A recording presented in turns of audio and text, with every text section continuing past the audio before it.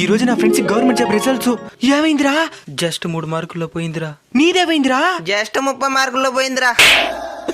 Next ఏం చేద్దాం అనుకున్నావురా? మళ్ళీ ప్రయత్నిస్తానరా. నువ్వురా? మనం ఇంకా ప్రయత్నించేదేమిలే, ఏదో పని పోవాల్సిందే. 5 సంవత్సరాల తరువాత ఈసారి ఏమైందిరా? మళ్ళీ పోయిందిరా. మళ్ళీ ప్రయత్నించాలనుకున్నావా? లేదురా, ఇంక ప్రయత్నిద్దామన్నా జోబులో 1 రూపాయి కూడా లేదు. నన్ను అప్పిమంటావా? ఒకప్పుడు ఒక చిన్న హోటల్ ఒక పనికి చేరి ఇప్పుడు నేనే సొంతంగా హోటల్ పెట్టి 30 మందికి పని ఇస్తున్నా. ఫీల్ అవ్వద్దురా. నువ్వు ఇంతలా గవర్నమెంట్ జాబ్ని ఎందుకు ఇష్టపడుతున్నావో తెలుసుకోవచ్చా? గవర్నమెంట్ జాబ్ ఉంటేనే కదరా సొసైటీలో విలువ. అది ఒకప్పుడు రా.